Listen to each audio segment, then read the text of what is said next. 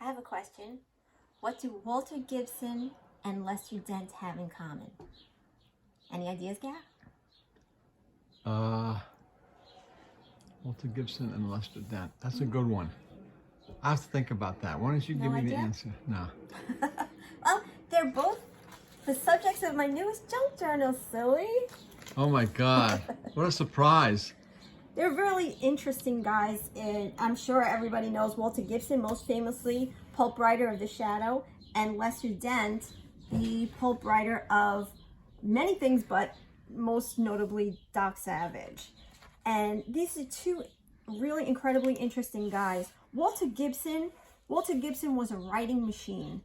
Of the something like 320 some odd Shadow stories, Walter Gibson himself wrote 280 something of them. And we're talking not short stories, we're talking novel length stories. So if you think that's a lot, he wrote equal amounts, if not more so, in the magic genre. He was unreal. So this junk journal I made in honor of him. I have some dangles here with like a shadow ring, the skeleton, some cards, and Blue Coal. Blue Coal was a sponsor, big sponsor of the Shadow Radio Network. And so if you have any of my recent journals, you'll know that I include a small bio and a explanation of some of the ephemera that I include in this journal. So it's come from, I've showed you them before. Again, these are from the point of view as if this belonged to Walter Gibson. So let's just take a quick look at what we have in here. I have, this is a letter from Street and Smith. This is explaining how Walter Gibson got the job for The Shadow. Walter Gibson was a newspaper guy. In the 20s, he was really interested in magic. And he wrote newspaper and magic articles in the newspaper, made a lot of contacts, met a lot of people. And after the Depression and things started drying up in the newspapers, he decided to move over into the magazine genre. So we call pulps today what they called magazines back in the 30s. This is a reproduction of the Blue Coal sponsorship. You could have sent away for a Blue Coal ring, and I think there's one in auction right now on Heritage, I believe, or not Heritage, it's the other, Hakes has a real one if you're interested in that. There's a lot of images of the Shadow in here, and then there's some interesting things like this is a tickets for Blackstone. Walter Gibson knew Blackstone, was a friend and a confidant, also wrote lots of stuff. Ghost wrote for Blackstone. Here I recreated two actual pieces of Walter Gibson ephemera. These actually went to auction, which is how I found images of them. Most of Walter Gibson and Lester Dent's possessions are in collections, museum, or I'm sorry, university collections. Walter Gibson is in Syracuse. Lester Dent is in Missouri. He was from Missouri. And it's very difficult to get images. They don't have online access, so you have to physically go. This is an image of, it says Victor Jory. This is from the Shadow movie in the 40s. And this is a little letter that I wrote. This didn't exist for real, but it's actually letting us know that Ralston and Nanovic were the publishers of Street and Smith. And they actually had, okay, so the story of the Shadow was the voice of the radio introductory, I guess he was just the voice, really. Yes. And people were, he would introduce the shows that they were producing. And it was, I think it was, what's his name? Orson Welles. And he was so intriguing. That voice is a great voice. And people were writing in and they're like, who's the Shadow? Who's the Shadow? Who's the Shadow? And being the entrepreneurial geniuses that those guys were at Street and Smith, they were like, we need a Shadow character because we want to give the people what they want. This coincided with Walter Gibson's desire to enter the magazine world. And he actually went to Street and Smith in the city with a proposal. He wanted to write a book on true crime because he was a newspaper guy. That's what he knew, a lot of stories, true crime stories. And they were actually, well, you know, we really have been working on this other guy. We want to give a personality to the Shadow. And he said, well, just so happens that I also have been working on a guy who would fit this mold, and he would have the powers of Thurston and the mystics, and the abilities of Houdini, and they were intrigued enough to offer him the opportunity to write something. So as it says in my front letter, I'll tell you exactly what the terms were. Okay, so they agreed for a proposal for 4 stories under the character name of the Shadow, 7,500 word stories. He had to write 4 of them. And it says, your idea of dressing the Shadow in a cloak and slouch hat, blazing 45 automatic pistols, is exactly what we had in mind for the character. It's the hypnotic powers of Tibetan mystics with Houdini's abilities of escape, along with the knowledge of Thurston and Blackstone. And that's exactly what he did, right? The Shadow had the ability to cloud men's minds, and he was interested in hypnotism, and he actually pulled from his love of magic and put a lot of that into the character, which is why it was probably so successful. Let's see, let's go through some. So this explains his name was a combination of 2 New York City magic dealers, Maxwell Holden and U.F. Grant. And so he put those names together to get Maxwell Grant, which was the name that he wrote under. It was a house name, and all the stories were written under Maxwell Grant, but it is well documented which ones, well, the last ones he didn't write. And people who read them, they seem to know right off the bat which stories are Gibson's. These are images of actual postcards that I have of Walter Gibson, and these colors too. These are photocopied on cardstock, the color of those. So he lived in Eddyville, New York, and Lidzika Gibson, his wife, she was a harpsist, well-known harpsist. She outlived him. This is my version of his press pass, just to illustrate the fact that he was a official member of the press, not Associated Press, but press. That's a picture of Walter Gibson? This is Walter Gibson, young Walter Gibson in the 20s. And this I made from the White House. It's just a note, best wishes from President Harding. The funny story, Walter Gibson worked in Pennsylvania at a small local newspaper, and they had a big bridge collapse, and everyone in the office went to cover the bridge collapse, and Walter Gibson, being a young, up-and-coming new reporter, was left behind to man the phones and stay in the office. And who happened to call but the White House press secretary, saying that President Harding happened to be in town, he would like to do an interview, can he come in? So Walter Gibson wound up getting the Price story that day, where the president came, and Walter Gibson actually interviewed the president. It's a pretty cool story. This is an image of an actual painting inside of Walter Gibson's home in Eddyville. He had beautiful, beautiful, beautiful painting. That's the same image that you'll see earlier on here. It's gorgeous. I can't imagine this.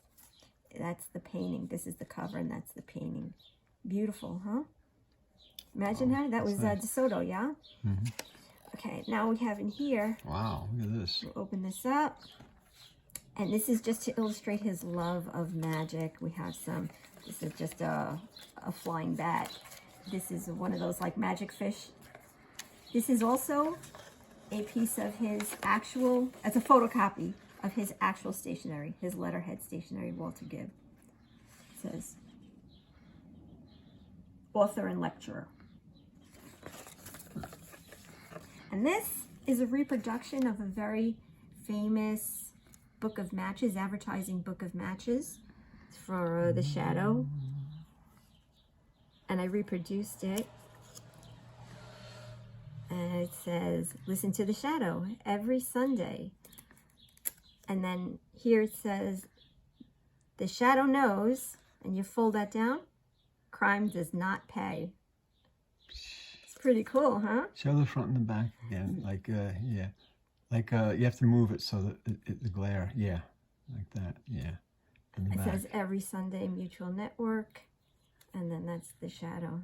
Yeah, nice. Really, really cool. That's what matches, huh? So we'll go here. Here's some photos from inside. If you go on the internet and look at the Walter Gibson Museum, it's on Facebook. They have very limited photographs. This is after his death. I guess someone took those pictures. I don't know if it's a museum. I know they sold a lot of stuff, but a lot of things were donated to the University of Syracuse, and that's where they remain. But they do have some images up, and you can actually have a peek inside of his home. And, it's pretty interesting. Then you open it up. Here's some Houdini. It's an actual letter from Houdini. Photograph of Houdini. I have in here, these are just some cards. This is a puzzle actually made from the puzzle that's on the cover of the Shadow. This is pretty cool. You open it up. These are just more magic images. This is a first day cancellation, an actual cancellation. And Walter Gibson, this is dated 1967. He did the Walter Gibson Maxwell Grant with the W and the M being the same. Well, he did both signatures. Yeah, he did that really early. And this is just a blotter of Bucol, which was a big sponsor of the Shadow Radio Network. And here's another beautiful image of the Shadow. And I did a pop-up of the Shadow in here. I have just the feather quill. And this is my reproduction of an old Walden bookstore mystery club selection. They used to put these, actually it was more like this, and it just had like a white stripe with an eye and his hands pointing. It was very Shadow-esque, as if they were trying to do a Shadow, but probably for rights or whatever they weren't allowed to. I don't know, but I went all in with my Shadow, and I made him just all in on his Shadow. And on the back here, one more. This is an actual advertising piece, again, of Mutual Broadcasting System. So that's my Walter Gibson.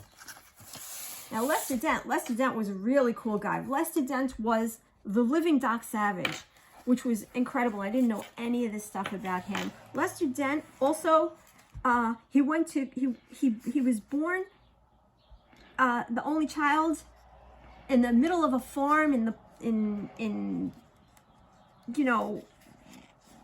the Great Plains, and traveled in covered wagon with his mother and father. His only companions when he was growing up were the animals and his imagination, he said.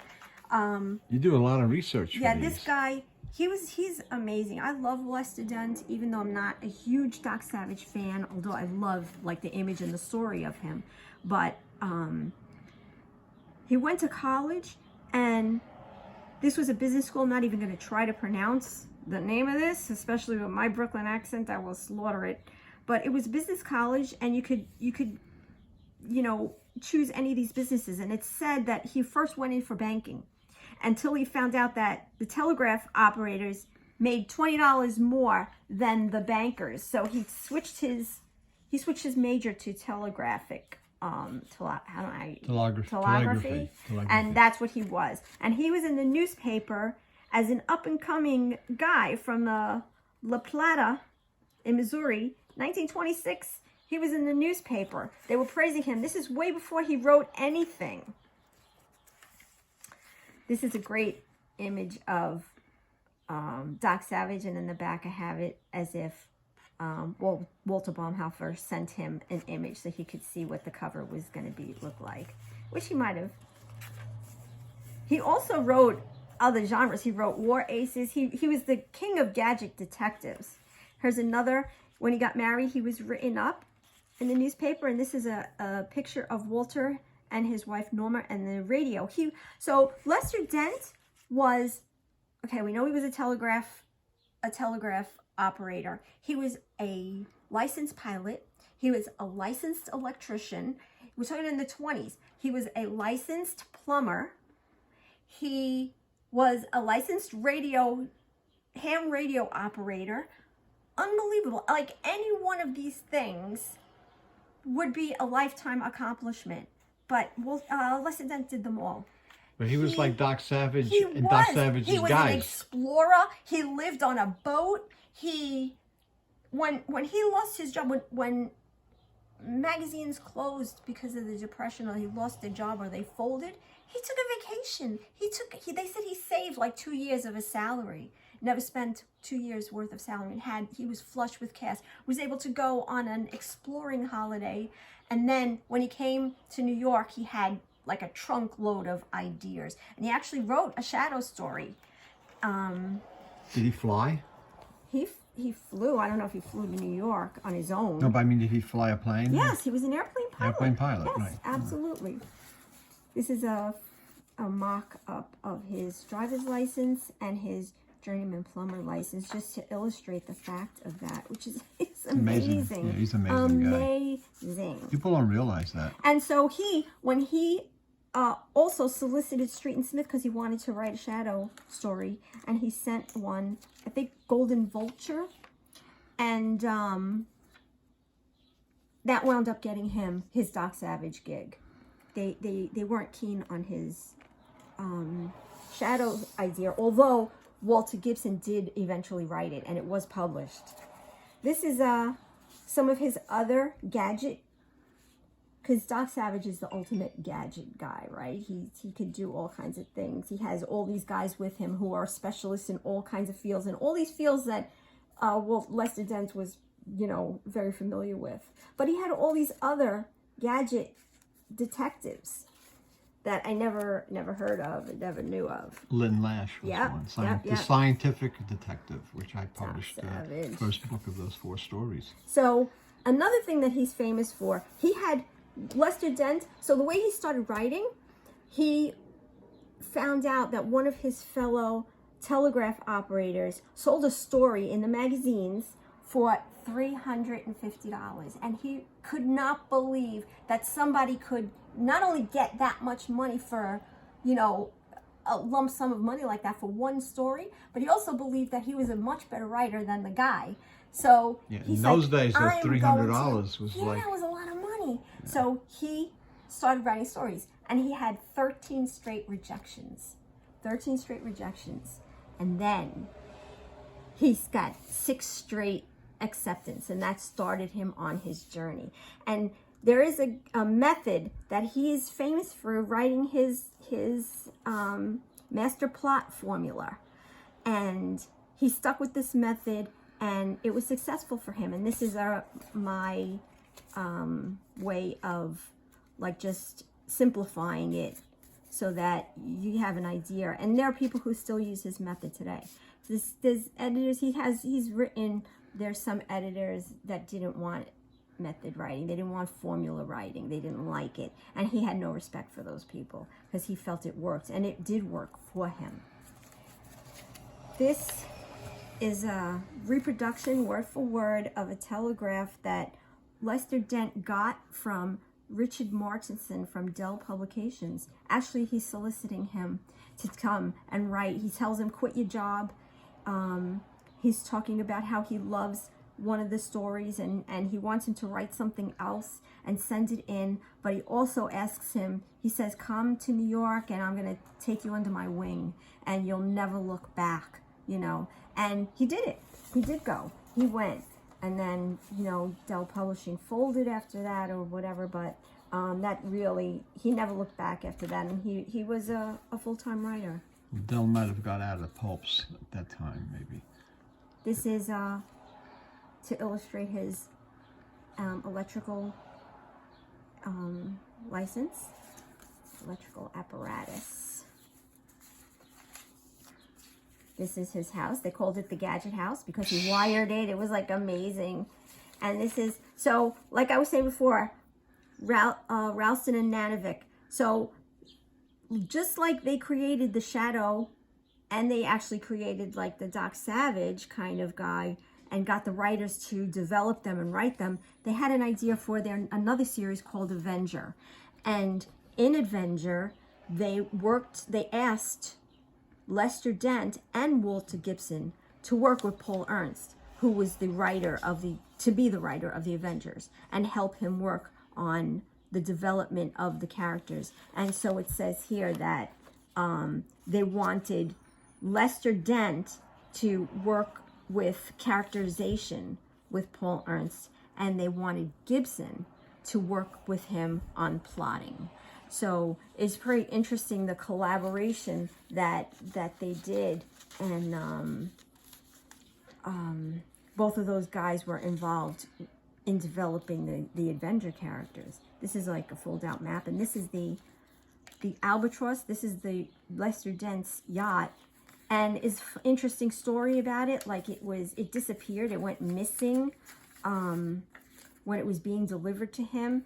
And Lester Dent had told later on, not at the time, but later on, that the captain was trying to steal the boat.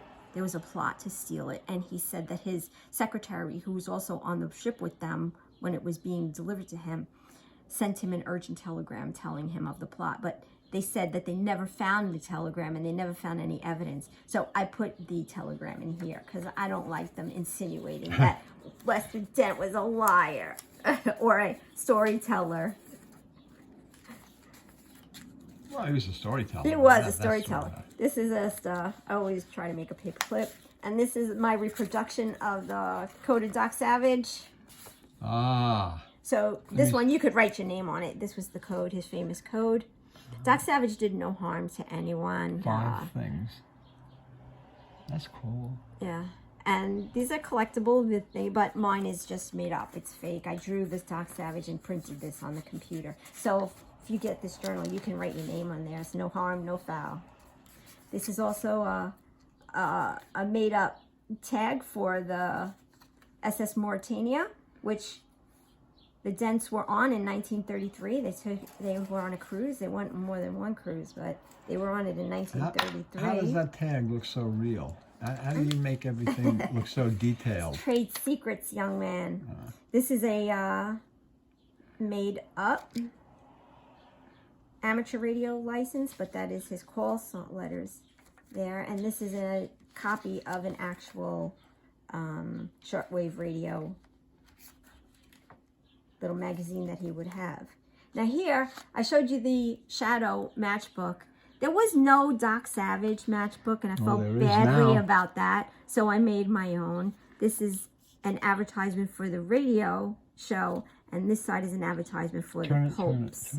Turn it the other way, in the back, the other side, yeah. And lift it up so that, yeah, that we can see it. This is the famous cover. I love this cover. Yeah. And anyway, so mine, again, it opens up, and I stole the inside. You can see the matches are similar, only I just put the Doc Savage advertisement on the matches.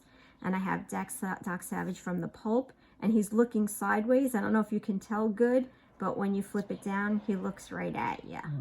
Flip it back and forth. Yeah. See, it's the only change that I can think of to do. This is not real. This is totally just me, but I feel like he should have a matchbook. He needs a matchbook. This is an aviator's log. It's a fake aviation log. Now, I don't know if you all have ever seen this picture of Lester Dent before. I saw it. I think he looks like Dudley Do-Right or something. And who's that guy? Dudley Do-Right, right? Yeah, that's really Lester Dent. Yeah, so it makes sense that it would be his pilot's license, that he would take that photo for his pilot's license. So I put it in a pilot's license, and now I feel better about it. There's some pictures, like there's a picture of him when he's on his yacht. He looks gorgeous. He's like a profile with his little captain's hat. He really looks gorgeous in that picture. Pipes, too. Yeah, but this one I thought was funny. Okay, and I just have, this is just an advertisement for shortwave radio. He might have had something like this in there. And this is a reproduction of the first page of the Doc Savage story that I saw that went to auction somewhere, and I retyped it on my computer on like browned papers to make it look like as if it were that. So that's it. That's my junk journals, my Lester Dent and my Walter Gibson. I hope you enjoy looking at my silliness. I really love these two guys. They were amazing. Between the two of them, I don't know how much they wrote. It was unreal. They both were great businessmen. They were never stopped. They went all over. They traveled all over. Lester Dent lived in Missouri. He lived in New York. He moved where the jobs were. Walter Gibson was pretty successful right where he was, and he did have a house in Maine too. And it's the funny story. He said that the house was built around him. Like he was sitting at the typewriter typing while the construction workers were building the house around him. Really interesting guy. They said he had a typewriter in almost every room. Wherever he went, he could sit down and just start writing a story. At some point, he was 2 years ahead in his submissions, which is really unheard of. But really interesting guy, both of them. Lester Dent, unfortunately, died very young, and Walter Gibson died in the 80s. He was up there. He had a good life. Lester Dent died way too young. Heart attack he was on an exploration. He was on He went treasure hunting, so right? he was doing what he loved. He had a full life, even in the short time that he had. He was young.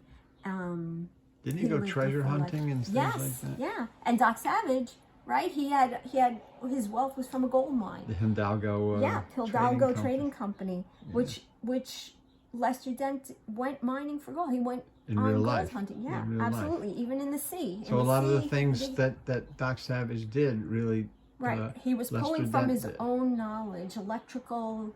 One of the guys, right? There's like Ham, Remy, all these guys. They were all experts in certain fields, chemistry.